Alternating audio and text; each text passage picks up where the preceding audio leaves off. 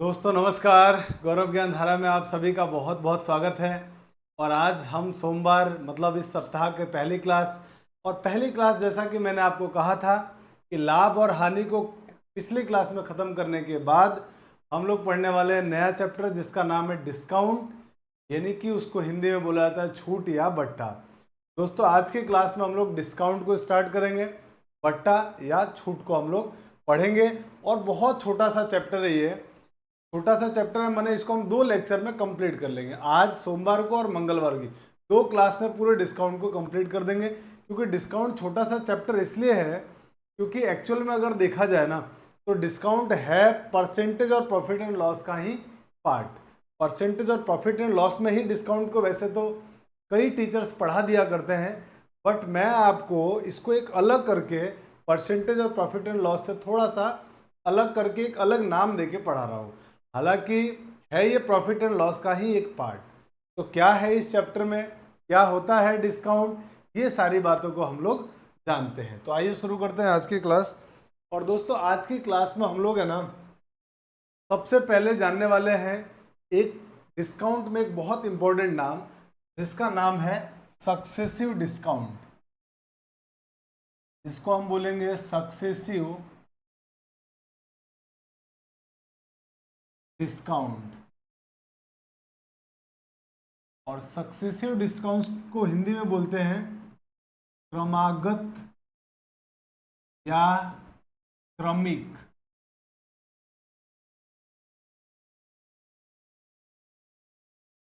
बट्टा या छूट, ये हम लोग कहते हैं। तो सबसे पहले हम ये जानेंगे कि क्रमागत बट्टा या क्रमिक बट्टा या सक्सेसिव डिस्काउंट का मतलब क्या होता है। तो आइए मैं आपको एक एग्जांपल से बताता हूं। मान लीजिए मान लीजिए कि मैंने एक एग्जांपल लिया। मान लीजिए मेरे पास एमआरपी किसी भी वस्तु की 100 रुपये दी गई है। मेरे पास एमआरपी दिया है किसी वस्तु की 100 रुपये, और इस 100 रुपये पर मैंने क्या कहा कि क्रमागत 3 डिस्काउंट मिल रहा है इस पे। 10% का, 20% का और 25% का। 10, 20 और 25% का 3 क्रमागत डिस्काउंट दिया गया है। कोई वस्तु जिसका एमआरपी 100 रुपये लिखा हुआ है और उस पर दुकानदार 3 आपको क्रमागत डिस्काउंट देता है, सक्सेसिव डिस्काउंट देता है, 10%, 20% और 25%। तो इस पूरी कहानी का क्या मतलब होता है, हम इसको बहुत प्यार से समझने की कोशिश करते हैं। तो देखो 100 रुपये का 10% छूट दिया उसने। 100 रुपये का 10% अगर छूट दिया तो इसका मतलब 10 रुपये उसने छोड़ दिया। 100 का 10% कितना होगा? 10। तो 10% का डिस्काउंट देने का मतलब 10 रुपये का उसने डिस्काउंट दिया। तो वस्तु पड़ी कितने की? तो आप कहेंगे सर वस्तु हो गई अब 90 रुपये में। अब क्या हुआ, इस 90 रुपये पर 20 रुपये का फिर छूट दे रहा है वो, 20% का फिर से छूट। तो आप मुझे बताइए 90 का 20% छूट दिया तो 90 का 20% कितना होगा? तो आप कहेंगे सर 90 का 20% निकालेंगे तो आएगा 18, यानी 90 पे 18 रुपये का छूट दे दिया उसने।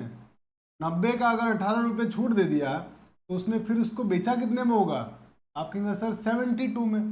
लेकिन यही नहीं रुकता है वो क्या कर रहा है, इस 72 का 25% फिर डिस्काउंट दे रहा है वो, 25% फिर डिस्काउंट दे रहा है। तो आप 72 का 25% निकालो। तो आपको सर 72 का 25% जब निकालेंगे तो 25% का मतलब 1/4, 1/4 को 72 से गुणा करेंगे तो आएगा 18, यानी इसने 18 रुपये का फिर डिस्काउंट दे दिया। 18 चौके 72, और 72 में से जरा 18 घटाओ कितना आएगा? तो आप कहेंगे सर 72 में से जब 18 घटाएंगे तो 12 में से 8 घटाने पर कितना बचेगा? 4। और इधर बचेगा 6, 6 में से घटाएंगे तो 5, माने आएगा 54। यानी फाइनल जो वस्तु की जो सेलिंग प्राइस निकल के आई ना, ये सारे डिस्काउंट देने के बाद 54 रुपये का आया। फाइनल सेलिंग प्राइस आया है इसका, समझ रहे आप, ये डिस्काउंट देने के बाद। तो अगर मैं आपसे कहूं, अगर मैं मेरे भाई आपसे कहूं कि वो फाइनली कितना डिस्काउंट दिया, तो आप कहेंगे सर 100 रुपये प्रिंट रेट था और वो फाइनली बेच कितने में रहा है? 54 रुपये में। 100 रुपये की एमआरपी थी और वो बेच रहा है 54 में। तो इसका मतलब सर वो यहां से यहां तक 46 रुपये कम कर दिए उसने, 46 रुपये कम किए 100 पर, तो टोटल कितने परसेंट का उसने डिस्काउंट दिया? तो आप कहेंगे सर 100 से 100 कट गया, 100 से 100 कट गया, 46% का टोटल डिस्काउंट दिया है। टोटल डिस्काउंट की अगर बात की जाए तो 46% दिया है। माने मेरे भाई क्रमागत बट्टा या सक्सेसिव डिस्काउंट का मतलब ये होता है कि जैसे किसी वस्तु के ऊपर अगर ये 3 क्रमागत डिस्काउंट दिए गए हैं, इस पूरी बात का मतलब ये हुआ कि 100 का पहले 10% छूट दिया, वो आया 90 में, फिर 90 पे 20% का छूट दिया 72 में आया, फिर 72 का 25% छूट माने 54 रुपया। ये इस तरह का सवाल नहीं है कि 10 और 20 30 और 25 30 और 25 55% का छूट दिया, ऐसा सवाल नहीं है। सवाल बिल्कुल वो ऐसा है कि जो पहले प्राइस थी उस प्राइस पे पहले 10% का छूट दो, फिर जो पैसा आप बचा जो सेलिंग प्राइस है उस पे 20% का छूट, फिर उसके बाद जो पैसा आया उस पर 25% का छूट। ये होता है क्रमागत डिस्काउंट का मतलब, यानी सक्सेसिव डिस्काउंट का ये मतलब होता है कि पहले जो छूट दिया है उस पर आप डिस्काउंट दो, फिर जो सेलिंग प्राइस है उस पर अगला डिस्काउंट दो, फिर जो आया उस पर अगला डिस्काउंट दो। ये पूरी कहानी होती है सेलिंग प्राइस की, क्रमागत डिस्काउंट की, सक्सेसिव डिस्काउंट की। तो मुझे लगता है सक्सेसिव डिस्काउंट का आपको बेसिक मतलब समझ में आया। अब आपके दिमाग में ख्याल आया कि सर ओवरऑल कितना डिस्काउंट दिया? तो ओवरऑल डिस्काउंट दिया 46% का, 46% का पूरा डिस्काउंट गया है।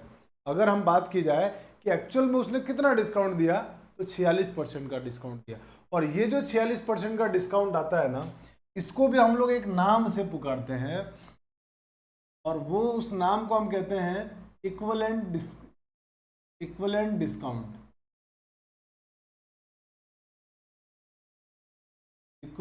डिस्काउंट, इक्विवेलेंट डिस्काउंट बोलते हैं या समतुल्य बट्टा कहते हैं, समतुल्य बट्टा कहा जाता है। तो जो समतुल्य बट्टा आया वो मेरे पास कितना आ गया? 46% का। अगर इस क्वेश्चन के अकॉर्डिंग देखा जाए तो मुझे मेरे भाई टोटल जो मेरे को समतुल्य बट्टा मिला वो 46% का मिला है। मुझे लगता है कि आपको ये बात एकदम आराम से बहुत अच्छी तरह समझ में आ गई कि सर सक्सेसिव डिस्काउंट का मतलब समझ में आ गया एक तो, और सक्सेसिव डिस्काउंट के बाद समतुल्य बट्टा क्या होता है, इक्विवेलेंट डिस्काउंट क्या होता है, ये भी मुझे समझ में आ गया। इक्विवेलेंट डिस्काउंट का मतलब ये है, ये सारे सक्सेसिव डिस्काउंट, सारे क्रमागत छूट देने के बाद एक्चुअल में कितना छूट जा रहा है, यानी एक्चुअल में ओवरऑल कितना छूट दिया गया, वो कहलाता है समतुल्य बट्टा। तो मुझे लगता है कि मेरे भाई आपको मेरी बात एकदम आराम से समझ में आ गई कि हाँ सर कोई दिक्कत नहीं है, यहाँ तक की कहानी में कोई दम नहीं है। अगर ये समझ में आ गया तो आप जल्दी से इसका स्क्रीनशॉट लीजिए, फिर हम लोग आगे बढ़ते हैं अगले पॉइंट की तरफ। चलिए अब आते हैं क्वेश्चन, हम लोग हमारे अगली स्लाइड पर। अगली स्लाइड पर हम ये जानते हैं कि जैसे मान लीजिए मैं आपको एक एग्जांपल से क्वेश्चन थोड़ा सा एक लाइन को समझाने के लिए मैं एक एग्जांपल देता हूँ। जैसे मान लीजिए मैंने कहा कि जो 100 रुपये मेरे पास MRP है, किसी वस्तु की MRP 100 रुपये है, और मैंने कहा कि मैं किसी वस्तु के ऊपर, किसी वस्तु पर है ना 20% का डिस्काउंट दे रहा हूँ, फिर 10% का डिस्काउंट देता हूं, और उसके बाद में 25% का डिस्काउंट दे रहा हूं। तो मुझे समतुल्य बट्टा निकालना है, मैंने एक्चुअल डिस्काउंट क्या हुआ वो निकालना है। मैंने किसी वस्तु की प्रिंट रेट है या MRP है 100 रुपये, उस पर 20%, 10% और 25% के 3 क्रमागत डिस्काउंट दिए हैं, और मुझे समतुल्य बट्टा निकालना है। तो मैं क्या करूंगा, आप कहोगे कि सर जो हमारा तरीका था वो ये था कि आप 100 का 20% डिस्काउंट दे दो। 100 का 20% आप कहोगे सर 20 रुपये आएगा। 100 का 20% अगर 20 आता है, इसका मतलब उस वस्तु का सेलिंग प्राइस हो जाएगा सर 80 रुपये। और फिर आप कहोगे 80 पे आप सर 10% का डिस्काउंट दे दो 8 रुपये, इसका मतलब सर उस वस्तु की जो अब कीमत होगी वो 72, क्योंकि आपने 80 का 8 रुपये डिस्काउंट दे दिया है, तो 72 हो गया। और अब 72 का फिर से 25% आप डिस्काउंट दोगे, तो 72 का 25% का मतलब 1/4 यानी 18 रुपये का डिस्काउंट होगा, और 72 में से अगर 18 आप घटाओगे तो आएगा सर आपका 54 रुपये। 54 रुपये में आप बेच रहे हो, आपकी MRP है 100 रुपये की, और बेच रहे हो 54 रुपये में, इसका मतलब आपने डिस्काउंट कितने का दिया? तो आपको सर 46 का डिस्काउंट दिया, और वो 46 का डिस्काउंट किस पे दे रहे हैं? 100 पर, और 100 पर दिया गया डिस्काउंट ही क्या कहलाता है? प्रतिशत। आप ध्यान से अगर आपने एक बात नोटिस की हो, जैसे हम पहले वाली स्लाइड में आए, तो मैंने पहले 100 रुपये ही मेरा एमआरपी था, पहले 10% डिस्काउंट दिया, फिर 20 दिया, फिर 25% दिया, तो मेरा समतुल्य बट्टा कितना आया? 46%। मेरा जो समतुल्य बट्टा था वो आया मेरे पास, मेरे भाई 46%।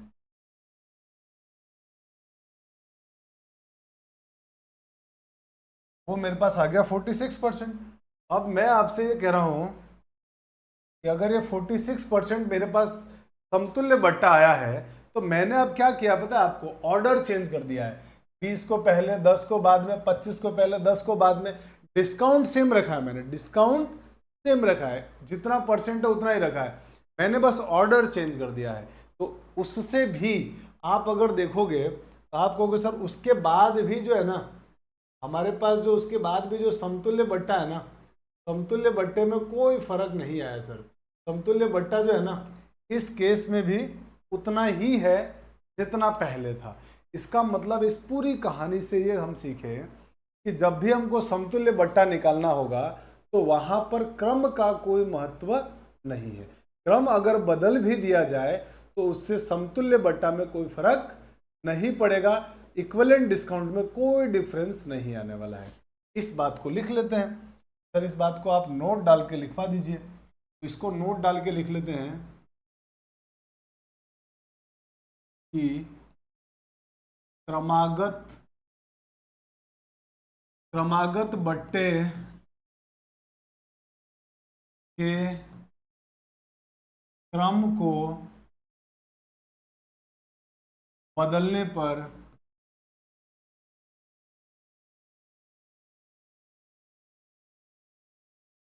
समतुल्य बट्टे में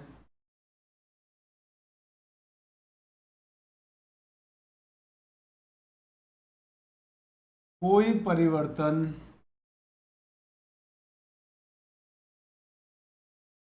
नहीं होता है, कोई चेंज नहीं होता है। ये बात आपको ध्यान रखनी कि अगर हम ऑर्डर को बदल दें तो उससे हमारे पास समतुल्य बट्टे में कोई फर्क नहीं पड़ेगा। आई होप कि आपको ये सारी बातें एकदम समझ में आ रही है कि सर सक्सेसिव डिस्काउंट पहले समझ में आ गया मुझे, उसके बाद सर समतुल्य बट्टा समझ में आ गया, उसके बाद मुझे ये बात भी समझ में आ गई कि क्रमागत बट्टे के केस में अगर क्रम को बदल दिया जाए तो समतुल्य बट्टे में इक्विवेलेंट डिस्काउंट में कोई चेंज नहीं आएगा। यहां तक की कहानी सर एकदम समझ में आई। अब जरा हम आगे बढ़ते हैं कि सर इस तरीके से अगर हम बट्टा निकालने जाएंगे तो इक्विवेलेंट डिस्काउंट निकालने जाएंगे तो बहुत टाइम लगेगा। तो मेरा भाई टाइम नहीं लगेगा, मैं आपको तरीका बताता हूं अगला। तो ये पॉइंट नंबर कौन सा होगा? हमने इससे पहले 2 पॉइंट पढ़ा, अब तीसरा पॉइंट में आते हैं। तो तीसरा पॉइंट ये है कि यदि किसी एमआरपी पर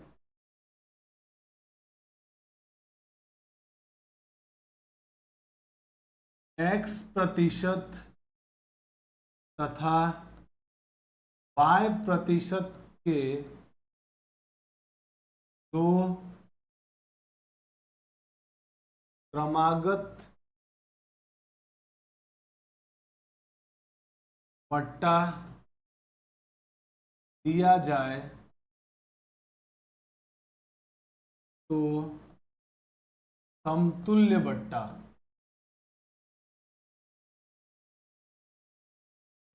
बट्टा या इसको शॉर्ट में अपन ईडी लिखेंगे, इक्विवेलेंट डिस्काउंट, वो होता है मेरे भाई x प्लस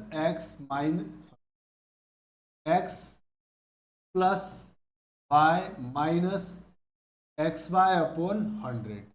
ये हमारे पास इक्विवेलेंट डिस्काउंट समतुल्य बट्टा का आंसर आता है।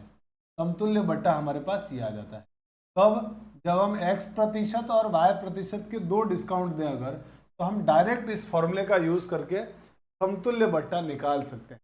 x plus Y minus X Y बट्टा 100। यानी अगर आपको कभी भी किसी एमआरपी पर अगर x% और y% के दो क्रमागत डिस्काउंट दिए जाए, क्रमागत बट्टा दिया जाए, तो समतुल्य बट्टा मेरे भाई x plus Y minus X Y बट्टा 100 से आराम से निकाला जा सकता है। जैसे जैसे सर आप मुझे एक एग्जांपल देके बताइए। जैसे कि मान लो कि मैं आपसे अगर कहूँ कि आपको ये देखिए यहाँ पर जो हमने ये लिखा है ना, इसी का समतुल्य बट्टा निकालना है। जैसे आपको बोला गया है कि 20% और 10% और 25% इसके क्रमागत डिस्काउंट निकालने हैं।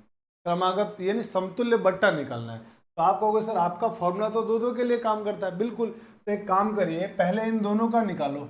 इन दोनों का जब डिस्काउंट निकालेंगे तो 20 प्लस 10 माइनस 20 इंटू 10 बट्टा 100। तो आप कहोगे सर 2 जीरो से 2 जीरो कट गया, कि 10 और 20 हो गया 30 और 30 माइनस 2 हो गया 28, यानी 28% का डिस्काउंट आ गया इन दोनों से। अब इन दोनों का निकालो। तो आप कहोगे सर इन दोनों का जब निकालेंगे तो वो आएगा 28, क्योंकि ये x हो गया ये y हो गया, 28 प्लस 25 माइनस 28 इंटू 25 बटा 100। और इसको जब सॉल्व करेंगे आप, तो इसको सॉल्व करने पर आपको दिखेगा कि सर 25 एकम 25, 25 चौक 100, 4 एकम 4, 4 सत्ते 28। और इसको सॉल्व करो तो 28 और 25 को जोड़ने पर होता है 53, 53, और 53 में से 7 माइनस करोगे तो आ जाएगा 46। तो 46% आपका इक्वलेंट डिस्काउंट आ गया, और वही हम यहाँ पे निकाल चुके थे। तो बार बार इस तरीके से करने की बजाय हम क्या करेंगे, जब हमारे पास दो ही डिस्काउंट देगा तब हम इस तरीके से डिस्काउंट निकालेंगे। लेकिन अगर 3 डिस्काउंट दे दे, 4 दे दे, तो दो दो को करके हम इस तरीके से डिस्काउंट निकाल लेंगे। इस प्रकार से हम लोग करेंगे। अब आप जल्दी से इसका स्क्रीनशॉट लीजिए, और फिर उसके बाद में कुछ एग्जाम्पल देके आपको, और हम इस फॉर्मूले को कब कब लगाना चाहिए, जब बेस्ट होगा, कब इस फॉर्मूले को लगाने पे प्रॉब्लम होगी, वो सारी बातें मैं आपको एग्जाम्पल से बताता हूं। आप जल्दी से पहले इसका स्क्रीनशॉट ले लीजिए। चलिए पढ़ते हैं आगे। आइए अब आते हैं दोस्तों हम लोग हमारे अगले पॉइंट नंबर 4 की तरफ। अब हम कुछ एग्जाम्पल लेंगे और उस एग्जाम्पल की हेल्प से हम लोग इक्विवेलेंट डिस्काउंट निकालेंगे। पहला एग्जाम्पल मान लीजिए हमारे पास लिखा हुआ है कि मान लीजिए आपसे किसी ने कहा कि 20% और 25% के दो डिस्काउंट दिए गए, तो आपसे कहा गया कि इक्विवेलेंट डिस्काउंट ज्ञात करो। इक्विवेलेंट डिस्काउंट माने समतुल्य बट्टा क्या होगा ये आपको निकालना है। तो आप कहोगे सर 20 प्लस, फॉर्मूला लगा दिया 20 प्लस 25 माइनस 20 इंटू 25 बट्टा 100। 25 चौक 100, 4 पंजे 20, 25 और 20 हो गया 45, 45 में से 5 घटा दिए 40, तो आ गया 40% का इक्विवेलेंट डिस्काउंट आ गया। यह हमारा पहला क्वेश्चन हो गया। अब आते हैं जरा सर दूसरा एग्जांपल दो।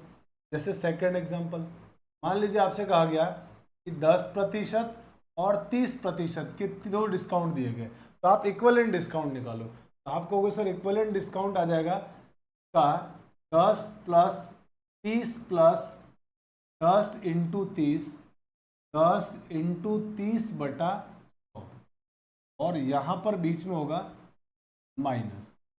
तो ये हमारा हो जाएगा 30 और 10, आपको सर 40, और इसके बाद आपके पास ये 100 से 2 जीरो से 2 जीरो कट जाएगा, और यहाँ से हो जाएगा माइनस का 3, 40 माइनस 3 आ जाएगा 37%। और यही हमारे क्वेश्चन का आंसर है। बेहद सिंपल है, बहुत ही आसानी से हम लोगों ने इसको बना लिया। ये हमारा एग्जाम्पल हो गया। अब मान लीजिए कि सर 3 डिस्काउंट दे दे, तब क्या करेंगे।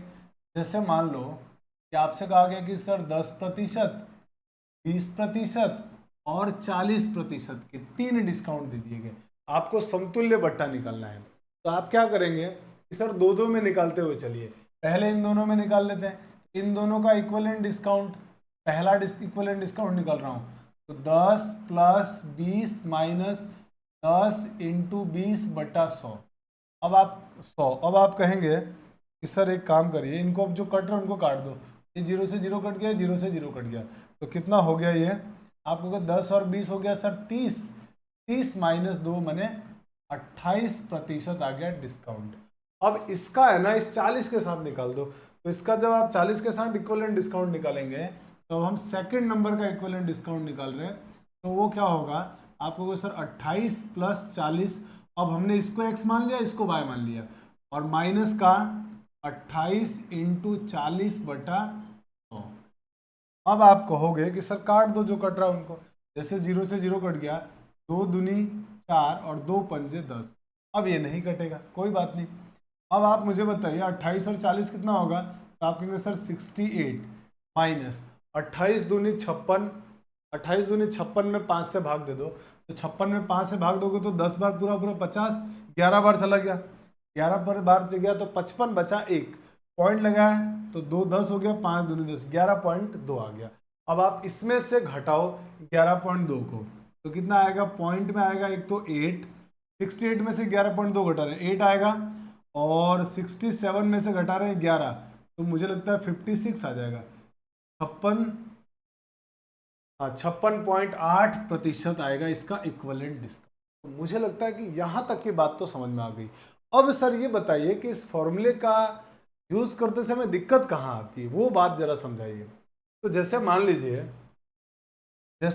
लीजिए आपके पास, फोर्थ एग्जांपल ले रहा हूं, इस फॉर्मूले में प्रॉब्लम कहाँ आती है, प्रॉब्लम तब आती है जब मान लीजिए आपके पास दो क्रमागत डिस्काउंट ऐसा दे दिया जाए 16 सही 2/3%, और आपसे कहा गया कि 14 सही 2/7%, इसके दो छूट दिए गए, दो क्रमागत डिस्काउंट दिए गए, और आपसे कहा गया कि इसका इक्विवेलेंट डिस्काउंट ज्ञात करो। तब आपकी गाड़ी अटक जाती है, तब आप फंस जाते हो कि सर ये प्लस या माइनस इन दोनों का गुणा बटा 100 करने जाएंगे तो कैलकुलेशन बहुत लेंदी हो जाती है। ऐसी जगह पर यह फॉर्मूला काम करना बंद कर देता है, या काम तो करता है लेकिन कैलकुलेशन कहीं ना कहीं हमारे लिए मुसीबत पैदा कर देती है। तो जब कभी भी आपको ऐसी चीजों में कैलकुलेशन मेरे भाई मुसीबत पैदा करे, कैलकुलेशन की वजह से फंस जाओ, गाड़ी अटक जाए, तो उस सिचुएशन में हम क्या करेंगे, तो आप में से कुछ लोग कहेंगे कि सर ऐसे कंडीशन में आप रेशियो की हेल्प लेते हो, ऐसे कंडीशन में आप अनुपात की हेल्प लेते हो, तो मैं तुरंत, क्योंकि अगर मुझे परसेंटेज में दिक्कत होने लग जाती है तो मैं फ्रैक्शन में बदल लेता हूं, और अगर मुझे फ्रैक्शन में प्रॉब्लम होती है तो परसेंटेज में बदल लेता हूं। इसीलिए तो हमने कहा था कि परसेंटेज चैप्टर बहुत हमारे लिए इंपॉर्टेंट चैप्टर है, क्योंकि परसेंटेज जितना आपका बढ़िया है, फ्रैक्शन को परसेंटेज में बदलना और परसेंटेज को फ्रैक्शन में बदलना जितना आपका बढ़िया है, जितना आपका अच्छा है, आपके लिए चीजें उतनी आसान हो जाती है। तो मैं, अगर मुझे परसेंटेज में दिक्कत होनी शुरू होती है, मैं फ्रैक्शन में बदल के रेशियो से क्वेश्चन को सॉल्व करना शुरू कर देता हूं। तो अब आइए इसी बात को हम लोग, यानी इसी इक्विवेलेंट डिस्काउंट को हम दोस्तों किस तरह से, किस प्रकार से रेशियो की मदद से आंसर लाएंगे वो सीखते हैं। देखिए, क्योंकि अब मुझे प्रॉब्लम होने लग गई थी, कैलकुलेशन में दिक्कत होने लगी थी। आप मुझे बताइए 16 सही 2/3% की फ्रैक्शन वैल्यू क्या होती है, तो आप कहेंगे सर 1/6। इसका मतलब अगर किसी वस्तु का एमआरपी 6 रुपये है, एमआरपी 6 रुपये है, तो उस पर 1 रुपये का डिस्काउंट किया गया, मैंने सेलिंग प्राइस उसका 5 रुपये, सेलिंग प्राइस कितना है 5 रुपये। हाँ सर, ये बात तो एकदम समझ में आ गई, सही कह रहे हो आप एकदम। यहाँ आ जाओ, 14 सही 2/7% का मतलब कितना होता है, तो आप कहोगे सर 1/7, 14 सही 1/2, 14 सही 2/7% का मतलब होता है फ्रैक्शन, ये परसेंटेज का फ्रैक्शन वैल्यू 1/7 होता है। तो आप कहोगे सर 1/7 का मतलब ये हुआ कि किसी वस्तु की एमआरपी 7 रुपये है तो उसको 1 रुपये का डिस्काउंट, अगर एमआरपी 7 रुपये है तो 1 रुपये का डिस्काउंट मतलब वस्तु कितने में बेची गई, तो आप कहोगे सर 6 रुपये में, वस्तु कितने में बेची गई 6 रुपये में। तो आपको तो सर इक्विवेलेंट डिस्काउंट निकालना है, बिल्कुल मेरे भाई, मुझे इक्विवेलेंट डिस्काउंट निकालना है। तो इक्विवेलेंट डिस्काउंट निकालने के लिए आप कहोगे सर इनका गुणा कर दो, इनका गुणा कर दो, ये एमआरपी है, ये सेलिंग प्राइस है, इतने में आपने प्राइस लिखा हुआ था, एमआरपी थी, और इतने में बेचा, उसके बाद हम छूट निकाल देंगे। तो ऐसे कंडीशन में हमने पिछले क्लासेस में भी ये बातें पढ़ी थी कि सर अगर कोई कट रहा हो ना, इधर वाले इधर से, याद रखना ये दोनों नहीं कटेंगे, इधर इधर के नहीं कटेंगे, इधर इधर के नहीं कटेंगे, पर इधर वाले से इधर वाला अगर कोई कट रहा है तो काट दीजिए, कट रहा है तो काट दीजिए, कि हमारे को एक्चुअल वैल्यू नहीं निकालनी है, कंपेरेटिव वैल्यू निकालनी है, परसेंटेज में कितना हमने उसको डिस्काउंट दिया वो हमको निकालना है। तो वैसे में हम ये काम कर सकते हैं। आपको सर 6 से 6 काट दो, इधर बच गया 7, इधर बच गया 5। इसका मतलब पूरी बात का फाइनल मतलब ये निकल के आया कि 7 रुपये अगर एमआरपी थी, अगर 7 रुपये उसकी एमआरपी थी, उसने बेचा कितने में उसको, सेलिंग प्राइस कितनी थी, आपको कहोगे सर 5। 7 रुपये की प्रिंट से उस बेच रहा है उसको 5 रुपये में, यानी उसने 2 रुपये का डिस्काउंट दिया। अगर उसने 2 रुपये का डिस्काउंट दिया है, अगर मेरे भाई उसने 2 रुपये का डिस्काउंट दिया है, तो आप मुझे बताइए, आप मुझे बताइए जरा कि अगर उसने 2 रुपये का डिस्काउंट दिया तो कितना उसने परसेंटेज में डिस्काउंट दिया। तो आप कहेंगे सर इक्विवेलेंट डिस्काउंट आप ढूंढ रहे हैं, तो इक्विवेलेंट डिस्काउंट दिया उसने 2 का, कितने पर, 7 पर, और 100 पर कितना देगा, तो इंटू 100 कर दो। अब यहाँ से आप कहोगे कि सर हम चाहे तो बिना कैलकुलेशन के भी आंसर दे देंगे, क्योंकि हम 1/7 का परसेंटेज में वैल्यू जानते हैं। तो 1/7 की वैल्यू होती है, आप मन ही मन सोचोगे कि सर 14 सही 2/7, ये होती है 1/7 की परसेंटेज वैल्यू। तो 2/7 की फ्रैक्शन वैल्यू क्या होगी, परसेंटेज वैल्यू क्या होगी, 2 से गुणा कर दो सर। तो 2 से जैसे गुणा करोगे 14 दूनी 28 सही 4/7%, और यही हमारे क्वेश्चन का आंसर है। 1/7 का परसेंटेज वैल्यू 14 सही 2/7, तो 2/7 का 2 से गुणा कर दो, तो 14 दूनी 28, 2 दूनी 4/7%। ये हमारा आया इक्विवेलेंट डिस्काउंट। तो हम इस प्रकार से भी सवालों को करेंगे जब हमको जरूरत पड़ेगी। और मुझे जहां तक लगता है ना, कंपैरेटिवली बाकी चीजों से ये फ्रैक्शन वाला जो है ना ज्यादा आसान। अब मैं आपको एक और एग्जांपल से जरा समझाता हूं, बहुत ध्यान से समझिएगा। जैसे मैंने कहा कि आपको 2 क्रमागत छूट दिया गया, 11 सही 1/9% का और 9 सही 1/11%, ये 2 क्रमागत छूट दिया गया। तो आप इक्विवेलेंट डिस्काउंट बताइए। तो आप कहेंगे सर इक्विवेलेंट डिस्काउंट के लिए सर मेरे पास जो है ना प्रॉब्लम ये है कि मुझे इसको इस फॉर्मूले से करना, x + y - xy/100 से तो दिक्कत होगी, कैलकुलेशन लेंदी होगा, तो मैं इसको फ्रैक्शन में बदल लेता हूँ। तो आपको सर 11 सही 1/9% का फ्रैक्शन वैल्यू, इसका फ्रैक्शन वैल्यू सर 1/9 होता है, इसका फ्रैक्शन वैल्यू 1/11 होता है। किसी भाई को कोई दिक्कत नहीं सर, कोई प्रॉब्लम नहीं है सर, यहाँ तक बिल्कुल सब कुछ बढ़िया है। इस पूरी लाइन का मतलब ये हुआ कि सर उसने अगर 9 रुपये में एमआरपी है तो 1 रुपये का डिस्काउंट दिया, मैंने 8 में बेचा है। 11 रुपये की एमआरपी है तो उसने 1 रुपये का डिस्काउंट दिया, 10 में बेचा। ठीक है सर। अब आप कहोगे कि सर बस अब तो क्वेश्चन में कोई दम बचा ही नहीं है, अब तो आप सर ये एमआरपी निकालने वालो और ये सेलिंग प्राइस निकालने वालो, तो आप मुझे बताइए इन दोनों में से कोई कट रहा है क्या। आपको सर कोई किसी से नहीं कट रहा है, तो गुणा कर दो। इसका इससे गुणा करोगे जब आप, तो कितना आएगा, आप कहोगे सर 99। इसका गुणा करोगे तो 80। तो 99 रुपये का प्रिंट रेट था, 80 रुपये में बेचा, तो उसने कितने का डिस्काउंट दिया, आप कहोगे सर 19 का डिस्काउंट। कितने पर, 99 पर। तो 100 पर कितना देगा। अब आराम से इसको कैलकुलेट करके और परसेंटेज वैल्यू निकाल दो, या जो भी आएगा वही आपका परसेंटेज में। अब आप यहाँ ऐसी गलती मत कर देना कि सर 9 से 9 काट दो क्या, ये 9 से 9 कटेगा नहीं, ये 19 और ये 99 है, ऐसा गलती नहीं करना है। तो मुझे लगता है कि आपको ये फ्रैक्शन में कन्वर्ट करके रेशियो से भी आंसर देना बहुत आसानी से आ गया। आप चाहे तो इन सवालों में भी इसका यूज कर सकते हो। कैसे, जैसे मान लो मुझे इन्हीं सवालों के अंदर इसका जैसे जवाब देना है, 20% छूट और 25% का छूट, तो मुझे बताओ 20% का फ्रैक्शन वैल्यू, आप कहेंगे सर 1/5। 20% का फ्रैक्शन वैल्यू 1/5, 25% का फ्रैक्शन वैल्यू 1/4। इसका मतलब अगर उसने 5 रुपये का एमआरपी था, 1 रुपये का छूट दिया, मैंने 4 में बेचा। 4 रुपये एमआरपी थी, 1 रुपये का छूट दिया, 3 में बेचा। अब इन दोनों से आप क्या करोगे, अब आप देखोगे कि सर ये 4 से 4 तो काट दो, अब बचा क्या, तो आप कहोगे सर इसमें है ना 5 बच रहा है और इधर 3 बच रहा है, यानी 5 रुपये एमआरपी तो 3 रुपये उसमें बेच रहा है, सेलिंग प्राइस है। तो 5 रुपये पर कितने का छूट दिया है, आप कहोगे सर 2 का।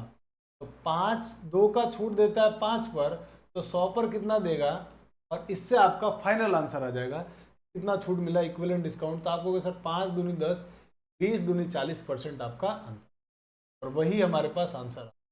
तो इस प्रकार से भी आप इन क्वेश्चंस को बहुत आराम से, बहुत इजीली कर सकते हैं, और बेहद सिंपल है। मुझे उम्मीद है कि मैंने ये पूरा जो आपका इतनी देर का टाइम, लगभग 20-25 मिनट का वेस्ट किया, पूरा बेसिक बातें मैंने आपको सिखा दिया, और अब हम लोग धमाधम फटाफट से क्वेश्चन, एकदम हलवा क्वेश्चन जो आएगा ना, अब यहाँ तक पढ़ने के बाद सारे क्वेश्चन हमको एकदम हलवा लगने वाले हैं, एकदम आसान लगने वाले, फटाफट उनको निपटाते जाएंगे। तो जल्दी से आप इसका स्क्रीनशॉट लीजिए, फिर हम लोग आगे बढ़ते हैं।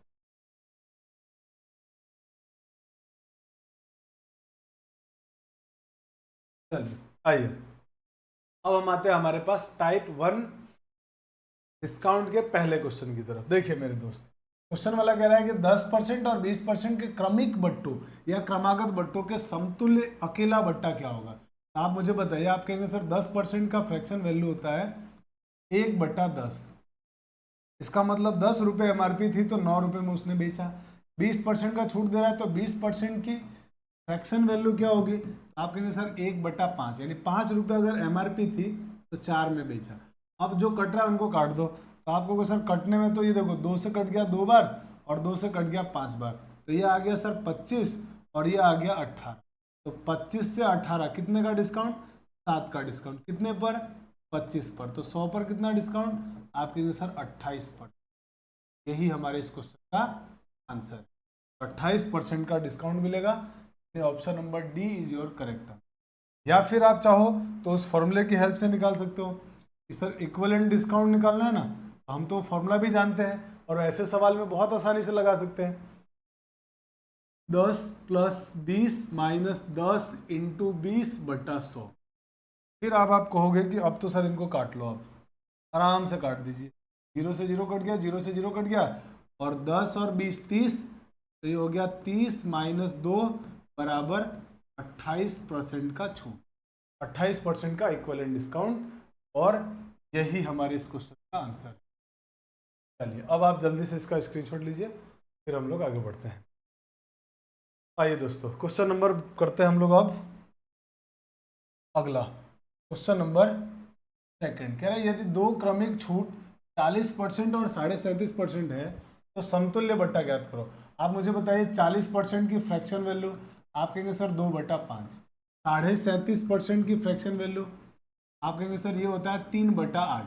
ये आपको याद रखना पड़ेगा, और याद रखिए हम लोग परसेंटेज से ये चीज़ें पढ़ते आ रहे हैं, और percentage, profit and loss, discount, simple interest, compound interest, इन सब में इसका यूज होने वाला है, सब में यूज होगा। तो मुझे इसका मतलब ये हुआ कि सर 5 रुपये एमआरपी थी तो उसने 2 रुपये का डिस्काउंट दिया, मतलब 3 रुपये में बेचा।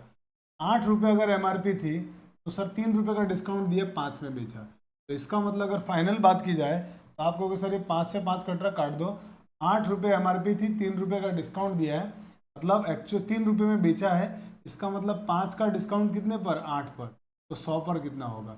आपको कहोगे कि सर 1/8 होता है 12.5%, तो 5/8 कितना होगा, 62 सही, 62 सही 1/2%। तो इसका आंसर आएगा 62:1/2%, 62.5%। 5/8 कितना होगा, 62.5%। हमारा आंसर हो गया ऑप्शन नंबर। चलिए जल्दी से स्क्रीनशॉट लीजिए, पढ़ते हैं दोस्तों अगले क्वेश्चन की तरफ। अगला क्वेश्चन, अगले क्वेश्चन में क्वेश्चन वाले ने बोला है कि यदि दो क्रमिक छूट 12.5% और 11 से 1/9% हो तो समतुल्य बट्टा ज्ञात कीजिए, समतुल्य छूट ज्ञात कीजिए। 12.5% का फ्रैक्शन वैल्यू अब मैं फ्रैक्शन वैल्यू लिख नहीं रहा हूँ, आपको पता होगा मुझे लगता है। 12.5% का मतलब 1/8, यानी 8 रुपये अगर उसकी एमआरपी है तो 1 रुपये का छूट दिया 7 रुपये में। 11 से 1/9% का फ्रैक्शन वैल्यू 1/9, इसका मतलब 9 रुपये उसकी अगर एमआरपी है तो 8 रुपये में उसने बेचा होगा, 1 रुपये का छूट दिया है।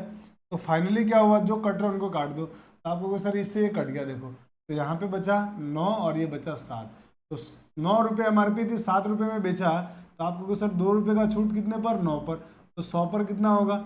अब इसका फ्रैक्शन वैल्यू निकाल दो, तो आपको मालूम है 1/9, 1/9 की फ्रैक्शन वैल्यू 11 सही 1/9, तो 2/9 कितना होगा, 22 सही 2/9%, 22 सही 2/9%। यही हमारे इस क्वेश्चन का फाइनल आंसर हो, यह हमारा आंसर हो गया ऑप्शन नंबर सी।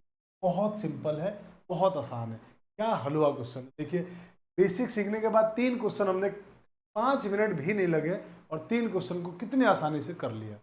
चलिए पढ़ते हैं आगे, क्वेश्चन नंबर 4। आइए दोस्तों, क्वेश्चन नंबर 4 में क्वेश्चन वाला कह रहा है कि यदि 4 क्रमिक छूटे, 4 की जगह इसमें दिया तो 3 ही है, 4 करेक्शन होगा, अब इसको जगह तो इसको करेक्शन करके 4 की जगह हम कर देते हैं 3।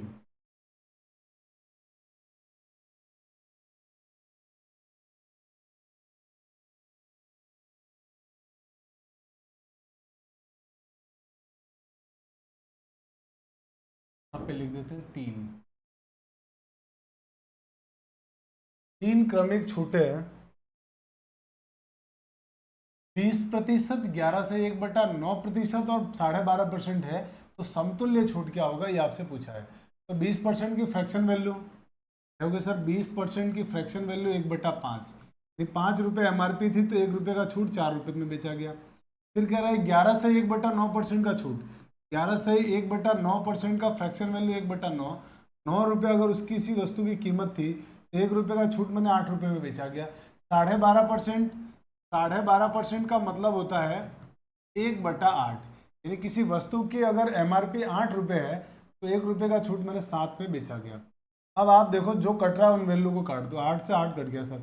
अब कोई कट रहा है क्या? आपको सर कुछ भी नहीं कट रहा है, तो 9 पंजे 45 और ये हो गया 7 चौक 28, तो 28 से 45 कितने का छूट होगा? तो आपको सर 15 में से 8 घटा दिए 7 और 3 में से 17 का छूट मिला, कितने पर? 45 पर। तो 100 पर कितना होगा? इंटू 100 कर दो, काट दो इसको, 5 9 45 और 5 दूनी 10, तो आ गया 20। 17 को 20 से गुणा करोगे तो आएगा मेरे भाई 340/9%, और यही हमारा आंसर होगा। ये समतुल्य बट्टा आ गया, इसमें ऑप्शन था भी नहीं तो यही हमारा आंसर आ गया। ऑप्शन होगा तो डिवाइड कर देंगे 9 से, कोई दिक्कत नहीं है, एकदम सिंपल है।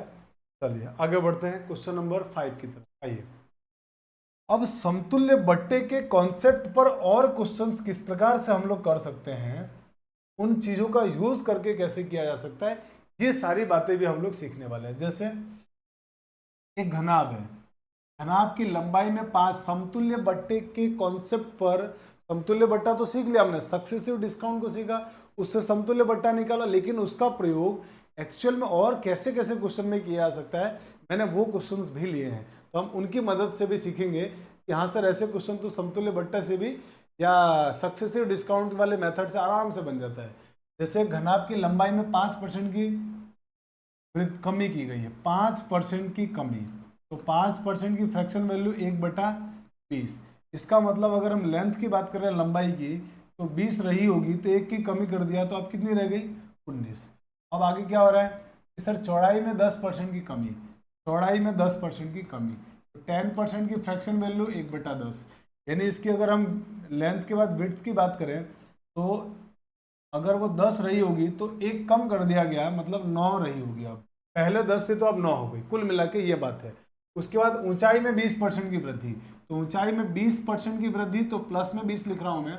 देखो कमी बोलेगा तो कम करना है और वृद्धि बोलेगा तो ज्यादा करना है, सिंपल सी बात है। तो 20% का मतलब 1/5, इसका मतलब उसकी जो हाइट है ना, ऊंचाई है, वो पहले 5 थी और 5 का 20% माने 1 बढ़ गया, तो अब कितना हो गया? आपको सर 6। तो क्वेश्चन वाला कह रहा है कि पूरे आयतन में, जो घनाभ का आयतन है ना, उस आयतन में क्या चेंज आया, आयतन में क्या चेंज आया। तो मुझे बताओ आयतन कैसे निकालते हैं किसी घनाभ की। तो आपको अगर नहीं पता हो तो मैं लिख देता हूं, घनाभ के आयतन का सूत्र। वैसे हम लोग मेंसुरेशन में पढ़ेंगे बाद में ये। तो घनाभ का आयतन का सूत्र होता है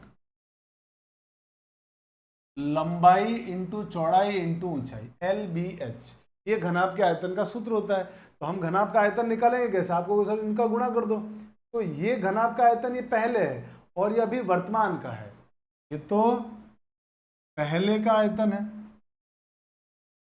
ये जो हमारे पास डेटा है वो पहले का है, और ये डेटा कब का है? ये अब का है। अब ये हुआ है चेंज करने के बाद। तो अब मुझे बताओ, कुछ कट रहा है तो काट दो। तो आपको सर कटने के अंदर है ना, ये 2 से कट रहा है 3 बार और 2 से 20 कट गया 10 बार, और कुछ भी अब कट नहीं रहा है। तो इनका जब गुणा करोगे तो 10 × 10 100 × 5 500 आ गया, और इनका जब गुणा करोगे तो आपको सर ये हो रहा है 19 × 9 19 9 171। इनका गुणा किया तो 171, उसको 3 से गुणा कर दो तो 3 एकम 3 और 7 या 21 के 1 हासिल 2, 3 एकम 3 और 2 5, 513 आ गया। इसका मतलब आयतन बढ़ रहा है। यहाँ पे 500 आयतन था और अब आयतन बढ़ के कितना हो गया, तो आप कहोगे सर अब है ना इसका आयतन बढ़ के हो गया है 513, मतलब आयतन बढ़ा है 13 यूनिट। देखो गुणा में गलती नहीं होनी चाहिए, 19 में 171, 3 एकम 3, हाँ सही है, 3 एकम 3, 7 या 21 के एक हासिल 2, 3 एकम 3 और 2 5, ठीक है। तो यानी कितना बढ़ रहा है इसका आयतन, आप कहोगे सर 13 बढ़ रहा है, आयतन कितना बढ़ रहा है 13। तो आप कहोगे कि सर परसेंटेज में कितनी वृद्धि हुई, कितने परसेंट की वृद्धि या कमी, तो वृद्धि परसेंट आपको निकालना है, तो वृद्धि प्रतिशत हो जाएगा मेरे भाई 13 की वृद्धि कितने पर, 500 पर, तो 100 पर कितना होगा, काट दो। तो 100 से जब इनको आप काटेंगे तो आपका हो जाएगा 2 जीरो से 2 जीरो कट गया, और 5 13/5, और 13/5 का मतलब होता है तो भाग दोगे 2 सही 3/5 कितने परसेंट की वृद्धि होगी, और यही हमारे इस क्वेश्चन का आंसर। तो मेरे भाई बहुत सिंपल है चीजें, एकदम आसानी से समझिए, आपको इतना सारा तामझाम लिखना नहीं पड़ेगा, आपको एग्जाम में इतना लिखने की जरूरत नहीं है। आप खटाखट 5% का मतलब 1/20, तो 19, 20 से 19 हो गया। 10% की कमी, तो 10% का मतलब 1/10, तो 10 से 9 हो गया, 1 की कमी हो गई। फिर बढ़ रहा है 20%, तो 20% का फ्रैक्शन वैल्यू 1/5, 1 बढ़ गया तो 6 हो गया, और खटाखट मल्टीप्लाई करके आंसर लगा, माने एकदम सेकंडों में क्वेश्चन बनेगा। आपको इस सोचने की या घबराने की जरूरत नहीं है कि सर इतना सारा लिखना पड़ेगा कि हमको एग्जाम में, बिल्कुल लिखते नहीं है। जो समझदार लोग होते हैं ना, जिनकी प्रैक्टिस बहुत अच्छी होती है, वो यही क्वेश्चन में लिख के काम कर लेते हैं, जरूरत ही नहीं होती है, ठीक है ना। तो आप जल्दी से इसका स्क्रीनशॉट लीजिए, फिर हम लोग आगे बढ़ते हैं। आइए क्वेश्चन नंबर 6 की तरफ चलते हैं, आओ भाई। क्वेश्चन नंबर 6 में क्वेश्चन वाला कह रहा है एक व्यंजक एक्स वाई स्क्वायर में दोनों चरों x तथा y के मानों में 20% की कमी हो रही। याद रखिएगा जो लाइन बोली है ना, ये कह रहा है कि व्यंजक है एक एक्स वाई स्क्वायर, इसके दो चर हैं x और y, इन दोनों में 20% की कमी हो रही है, माने x भी 20% कम, y भी 20% कम। तो क्वेश्चन वाला कह रहा है इससे व्यंजक के मान में कितनी कमी होगी, कितनी परसेंट की कमी होगी, ये बात आपसे पूछी है, कितने प्रतिशत की कमी होगी। तो मेरे भाई कितना आसान काम बोला है, आप बताइए 20% की फ्रैक्शन वैल्यू, आप कहेंगे सर 20% की फ्रैक्शन वैल्यू 1/5, अगर 1/5 होती है तो इसका मतलब ये हुआ कि पहले ये सब रहे होंगे 5, पहले x कितना रहा होगा 5, अब एक कम हो गया तो कितना हो गया 4, सेम ऐसे ही y क्या रहा होगा, तो आप कहेंगे सर 5, और अब कितना हो गया 4। अच्छा y आ कितनी बार रहा है, सर y नहीं चाहिए, y स्क्वायर चाहिए, तो y स्क्वायर चाहिए तो इनके भी क्या लगा दूं मैं, स्क्वायर लगा दूं, इनके भी सर स्क्वायर लगा दूं। और अब आपसे क्वेश्चन वाला पूछ रहा है फाइनल एक्स वाई स्क्वायर के बारे में, तो एक्स वाई स्क्वायर तो इन दोनों के गुणा करने से आएगा ना, तो सर इन दोनों का भी गुणा कर देना चाहिए। अगर कोई कट रहा है तो काटो, नहीं कट रहा है तो नहीं काटना जबरदस्ती। तो आपको सर कोई भी इधर से इधर नहीं कट रहा है, इसका मतलब जब आप इन दोनों का गुणा करेंगे तो मेरे भाई एक्स वाई स्क्वायर क्या आएगा, ये 5 का स्क्वायर 25, 25 इंटू 5 125, यानी पहले व्यंजक 125 रहा होगा, अब कितना हो गया 4 का स्क्वायर 16, 16 इंटू 4 64, अब व्यंजक हो गया 64, पहले 125 था और अब हो गया 64, तो कितना कम हुआ है, आप कहेंगे इसमें से घटा लो, तो घटाएंगे तो कितना होगा, आप कहेंगे 5 में से 4 घटा 1, 12 में से 6 घटा 6, 61 की कमी कितने पर 125, तो 100 पर कितने की कमी, तो आपको सर काट दो ना इसको, 25 से कट रहा, 25 चौके 100 और 25 पंजे 125, अब इसको पॉइंट में दे रखा है, बिल्कुल दे रखा है, तो गुणा कर दो। अब आपको यहाँ तो बात समझ में आ गई कि सर ये जो गुणा करेंगे जो भी लाएंगे ना वो पॉइंट में आएगा, बिल्कुल सर पॉइंट में आएगा, गुणा करो इसको, 4 एकम 4 और 4 छिंग 24/5, इसको भाग दो, तो 5 दूनी 5 चौके 20, 5 चौके 20, 24 में से 20 घटाया 4, 4 और ये 4 मिलके 44, 44 में 5 का भाग देंगे तो 5 अट्ठे 40, बचेगा कितना 4, 4 में फिर भाग देंगे, पॉइंट लगाया 40 हो गया, तो 40 में भाग देंगे तो 5 अट्ठे, यानी 48.8% हमारा आंसर होगा, ऑप्शन नंबर सी का सही जवाब है।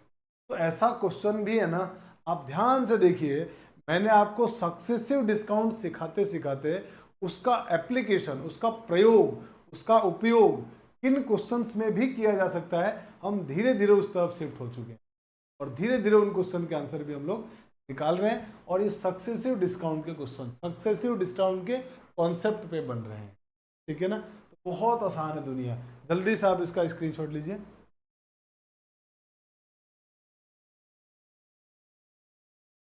आइए बढ़ते हैं क्वेश्चन नंबर 7 की तरफ। आइए दोस्तों, क्वेश्चन नंबर 7 वाला कह रहा है कि गांव की वर्तमान जनसंख्या 67,600 है, 4% वार्षिक दर से बढ़ती है, 4% की दर से बढ़ रही है। तो मेरे भाई बताओ 4% का फ्रैक्शन वैल्यू 1/25, 25 से बढ़ के हो रही है 26। 25 जनसंख्या थी वो बढ़ के कितनी हो गई? आप कहेंगे सर 26। गांव की जनसंख्या 2 वर्ष पूर्व कितनी थी, ये आपसे पूछा, 2 साल पहले। तो इसका मतलब ये जो चीज हो रही है ना, वो हर साल ये वार्षिक दर 4% बढ़ रही है हर साल। तो पहले साल ये कंडीशन, दूसरे साल भी यही कंडीशन होगा कि सर 4% बढ़ गई, मैंने 25 थी तो 26 हो गई। अब ये 2 साल में क्या चेंजेस हुआ? तो आप कहोगे सर ये आ गया पहले का, ये तो पहले का है और ये अभी वर्तमान का है।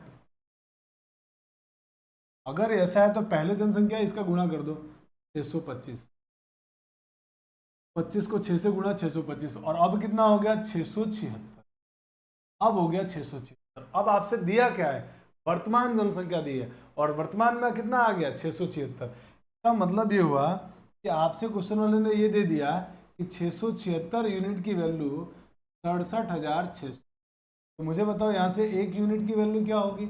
आपको सर 1 यूनिट की वैल्यू आ जाएगी 100, इसका भाग दे दिया। और 1 यूनिट की 100 है, तो कह रहा है 2 साल पहले गांव की जनसंख्या, तो 2 साल पहले तो गांव की जनसंख्या 625 रही होगी ना। तो आपको सर एक काम करो ना, इसको 100 से गुणा कर दो। 1 यूनिट की वैल्यू 100 है तो 625 यूनिट की 100 से गुणा कर दो, तो आपको सर 62,500 रही होगी गांव की जनसंख्या। और यही हमसे क्वेश्चन वाले ने है, तो आंसर हो गया आपका 62,500। गांव की पहले जनसंख्या 62,500 थी। बेहद सिंपल है, बहुत आसान है। चलिए अब बढ़ते हैं दोस्तों आगे क्वेश्चन नंबर 8 की तरफ। आइए क्वेश्चन नंबर 8 को करते हैं। कह रहा है किसी जनपद में रहने वाले व्यक्तियों की संख्या 64,000 है, यदि यह संख्या 2.5% वार्षिक दर से बढ़ती है, 2.5% का फ्रैक्शन वैल्यू निकालो। आपको सर 2.5% का फ्रैक्शन वैल्यू निकालना है, 5/2/100। फ्रैक्शन मुझे याद नहीं है तो निकाल लेते हैं। 20, 5 से कट गया तो 20 बार, माने 1/40 आ। अच्छा, 1/40 की दर से बढ़ती है ना, प्लस में हो रहा, बढ़ रही है। इसका मतलब ये हुआ कि गांव की जनसंख्या अगर पहले 40 थी तो अब इसका 2.5% माने 1 बढ़ गई, माने 41 हो गई। पहले कितनी थी 40, अब कितनी हो गई 41। तो यहाँ तो आ गया पहले का, और ये आ गया वर्तमान कंडीशन कि वर्तमान में क्या है। ठीक है सर, आगे बढ़ते हैं। और कह रहा 3 वर्ष बाद वहां की जनसंख्या क्या होगी? तो 3 साल लगातार यही हुआ होगा, क्योंकि आपसे बोला हुआ है ना कि वार्षिक दर से बढ़ती है, हर साल इतना जनसंख्या बढ़ रहा है। तो 40 बढ़ा, फिर अगली साल भी 40 से 41 हुआ होगा, फिर अगली साल भी 40 से 41 हुआ होगा। 3 साल की टोटल कंडीशन निकाल दी हमने। अब आप मुझे बताओ क्या इधर कोई कट रहा है? आपको सर कुछ नहीं कट रहा है। अगर हम गुणा करते हैं ना सर, आप गुणा करोगे तो गुणा होगा 40 इंटू 40 इंटू 40, और इधर गुणा करेंगे तो हो रहा है 41 इंटू 41 इंटू 41। और क्वेश्चन में क्या दिया हुआ है? आपसे जो जनसंख्या दे रखी है ना, किसी जनपद में रहने वाले व्यक्तियों की संख्या ये थी, और पूछा क्या है? तो 3 वर्ष बाद की जनसंख्या। तो आप मुझे बताओ, पहले जनसंख्या ये थी और 3 साल के बाद ये जनसंख्या हो गई है। तो क्वेश्चन वाले ने 3 साल बाद की पूछा है, मैंने आपसे इसकी वैल्यू क्वेश्चन वाला पूछ रहा है और इसकी दी हुई है, तो इसका मतलब इसकी वैल्यू कितनी होगी? तो आप कहोगे सर क्वेश्चन में दिया हुआ है 64,000, 64,000। तो आप यहाँ से जरा 1 यूनिट की वैल्यू निकालो, तो इसका भाग लग जाएगा। तो जब आप इसका भाग लगाओगे तो एक 0 से 0 काट दिया हमने, जरा 0 से 0 को काट दो। आपको कैसे ये 0 से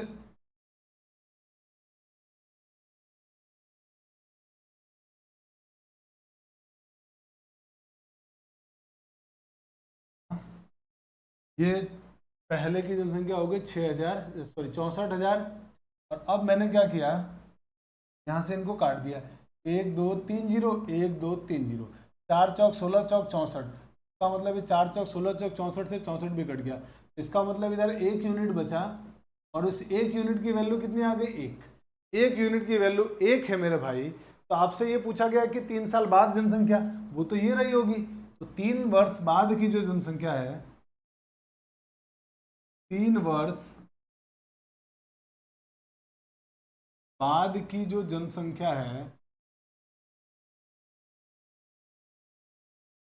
वो आ जाएगा मेरे भाई 41 इंटू 41 इंटू 41। अब आप मुझे बताइए कि सर इसको गुणा करना पड़ेगा, तो गुणा करने में ये तो मालूम है कि सबका इकाई अंक 1 है, इसका मतलब आंसर वो होगा जिसके इकाई अंक में 1 होगा। तो इसका मतलब ऑप्शन ये तो गलत है, ये गलत है। अब आंसर ये भी हो सकता है और ये भी हो सकता है। तो अब आप इसका एक काम करिए, गुणा कर लीजिए। और गुणा भी पूरा करने की जरूरत नहीं है, तो देखो यहाँ तक तो सेम है, यहाँ तक सेम है, और ये भी सेम है, ये भी सेम है। माने ये 2 डिजिट आखिरी के बस गुणा करके देख लो आप, 2 डिजिट आखिरी के कितने होंगे वो चेक कर लो। तो बस आप 2 डिजिट चेक करोगे, आपको सर 41 इंटू 41 तो होता है सर 1681 इंटू 41। अब इनका गुणा करो, तो आपको सर 41 का 1 से गुणा, 41 से कम 41 के 1 हासिल 4, और 41 का जब 8 से गुणा करोगे सर, तो 41 से जब 8 से गुणा करोगे तो 8 324, 8 ये आ जाएगा 8 चौक 32, 320, 320 और 8, 320 और 8 328 आ जाएगा सर। और 328 में जब 4 का 8 से गुणा करोगे तो 4 अट्ठे 32 माने 2 आएगा डेफिनेटली। तो 21 आ रहा है हमारा अंतिम 2 अंक, और 21 आ रहा है, इसलिए हमारा आंसर हो गया ऑप्शन नंबर, ये गलत होगा, यानी ये नहीं होगा। तो जब ऐसी कैलकुलेशन, जब सिचुएशन बनती है ना, तो ऐसी सिचुएशन में कैलकुलेशन हमको पूरा नहीं करना होता है, ऑप्शन को थोड़ा सा देखना होता है, और उससे कुछ आइडिया लग जाता है कैलकुलेशन का प्रैक्टिस करते करते कि ये दोनों नहीं होंगे। या इन्हीं सवालों को आप इसको है ना डिजिटल सम से भी कर सकते थे कि डिजिटल सम, अब डिजिटल सम मैंने आपको सिखाया नहीं है इसीलिए मैं उसको बता नहीं रहा हूँ, वरना अब यहाँ पे एक नया और कॉन्सेप्ट खड़ा हो जाएगा कि सर डिजिटल सम क्या होता है। तो आप तो नॉर्मली मल्टीप्लाई करके देख लो, 2 डिजिट अलग थी, लास्ट की इकाई अंक और दहाई अंक, तो हमने बस सिर्फ गुणा इकाई और दहाई अंक तक किया और उससे हमारा काम बन गया, पूरा गुणा करने की जरूरत नहीं थी। 21 आ रहा था, इसलिए आंसर हो गया ऑप्शन नंबर। आप जल्दी से इसका स्क्रीनशॉट ले लीजिए। आइए दोस्तों बढ़ते हैं आगे क्वेश्चन नंबर 9 में। क्वेश्चन नंबर 9 क्या कह रहा है उसको समझिए। कह रहा है किसी गांव की आबादी 8000 है, प्रथम वर्ष के दौरान 10% बढ़ी, पहले साल 10% बढ़ गई। 10% बढ़ने का मतलब क्या हुआ, तो आप कहोगे सर 10% का मतलब 1/10 हो गया। इसका मतलब पहले साल 10 थी तो 1 बढ़ गई 11 हो गई, अब 11 होगी, पहले 10 थी अब 1 साल के बाद 11 होगी। द्वितीय वर्ष के दौरान 20% बढ़ गई, फिर उसके बाद 20% बढ़ गई, तो 20% की फ्रैक्शन वैल्यू 1/5। इसका मतलब अगर पहले 5 थी तो अब 1 बढ़ के हो गया 6। ठीक है सर, यहाँ तक कोई दिक्कत नहीं। तो कह रहा बताइए कि 2 वर्ष के बाद आबादी कितनी होगी। तो आइए सॉल्व करते हैं, कैलकुलेशन करना। अब तो आपको सर जो कट रहे हैं उनको पहले काट दीजिए। तो कट रहा है 2 तिया 6 और 2 पंजे 10, कट गया, ये हो गया 5 पंजे 25 और 11 तिया 33। तो इसका मतलब ये हुआ कि पहले जो आबादी थी ना वो 25 थी और अब आबादी हो गई 33, और पहले की आबादी दे रखी है आपको, कितनी दे रखी है 8000। इसका मतलब ये हुआ कि मेरे भाई 25 यूनिट की वैल्यू दे रखी है क्वेश्चन में। सर 25 यूनिट की वैल्यू है 8000, तो 25 यूनिट की वैल्यू 8000 है, तो 1 यूनिट की वैल्यू क्या होगी, आपको सर 25 का भाग दे दो। तो 25 का 80 में जब भाग देंगे तो 25 तिया 75, बचेगा कितना, तो आपको सर 5 बचेगा, 5 और 0 50, 25 दूनी 50, 320 आ जाएगा। 1 यूनिट की वैल्यू 320, तो आपसे कह रहा है 33 यूनिट की वैल्यू बतानी, 33। बताइए मुझे 33 यूनिट की वैल्यू क्या होगी, यानी अब जनसंख्या कितनी होगी। तो 320 को सीधे आप 33 से गुणा कर दीजिए, तो 33 का 0 से गुणा 0, 33 दूनी 66 के 6 हासिल 6, 33 इंटू 3 99, 99 में 6 जोड़ दोगे तो 105। का मतलब 10,500 जनसंख्या गांव की रही होगी, और यही हमारे इस क्वेश्चन का आंसर है 10,560। ऑप्शन नंबर ए आपका। जल्दी से आप इसका भी स्क्रीनशॉट ले लो। फिर बढ़ते हैं दोस्तों आगे, क्वेश्चन नंबर 10। अब ये क्वेश्चन मैं आपको नहीं कर रहा हूं, ये आपके लिए होमवर्क रहेगा। आप इस क्वेश्चन को सॉल्व करना और सॉल्व करके कमेंट करके आंसर देना। अगली क्लास यानी कल की क्लास में मैं आपको इसका सॉल्यूशन और आंसर भी बताऊंगा। एक और क्वेश्चन होमवर्क देते हैं, आइए जल्दी से इसका पहले आप स्क्रीनशॉट लीजिए। अब आते हैं दोस्तों क्वेश्चन नंबर 11 में। ये क्वेश्चन भी मैं आपको होमवर्क में दे रहा हूँ, आप इसको भी सॉल्व करके आप मुझे इसका होमवर्क में जवाब बताना, और मैं आपको सॉल्व करके इसका सॉल्यूशन कल कल की क्लास में इसको सॉल्व करके बताऊंगा। तो दोस्तों आज की क्लास में हम लोग इतना ही पढ़ने वाले हैं। आई होप कि आपको डिस्काउंट की पहली क्लास बहुत मज़ा आया होगा पढ़ के, और आप आराम से इस क्लास के अंदर सक्सेसिव डिस्काउंट, क्रमागत छूट, समतुल्य छूट, ये सब पढ़ लिया होगा। और उस समतुल्य छूट के एप्लीकेशन माने उस पर कैसे क्वेश्चन आते हैं, ये सारी बातें आपने सीखी होगी। दोस्तों कल की क्लास में हम लोग लाभ और हानि पर माने किसी वस्तु के अंकित मूल्य पर जो छूट दिया जाता है, उस छूट पर कैसे लाभ कमाया जाता है ना, कैसे ग्राहकों को बेवकूफ़ बनाया जाता है। जो आप लोगों ने देखा होगा कि जब कभी कोई त्यौहार आता है तो त्यौहार पर क्या करते हैं, हर कोई ऑफर देता है, हर कोई छूट देता है। जैसा कि आप लोगों को पता होगा, अगर आप में से कई लोग जो पेड कोर्स ले रखा होगा, उनमें भी आपने देखा होगा कि जब कोई त्यौहार आता है तो किस तरह से बड़े बड़े कोचिंग वाले बहुत बड़ी बड़ी राशि पहले लेते हैं, और उसके बाद जैसे त्यौहार आता है तो कहते हैं कि 4 दिन के लिए, 3 दिन के लिए ये बहुत बड़ा ऑफर है, 10% की छूट मिलेगी, 20% की छूट मिलेगी। उन सारी बातों को हम लोग इस अगली क्लास में डील करेंगे, डिस्कस करेंगे कि उस छूट में आपको कितना फ़ायदा हो रहा है, या जो बेचने वाला है उसको कैसे फ़ायदा होता है। ये सारी कहानी को हम लोग आने वाली अगली क्लास में पढ़ेंगे। दोस्तों आप लोगों को ये क्लास कैसी लगी है, इस तरीके से क्या आप लोगों को कोई डाउट आया, कमेंट करके ज़रूर बताना। मिलते हैं अगली क्लास में। Thanks for watching. जय हिंद।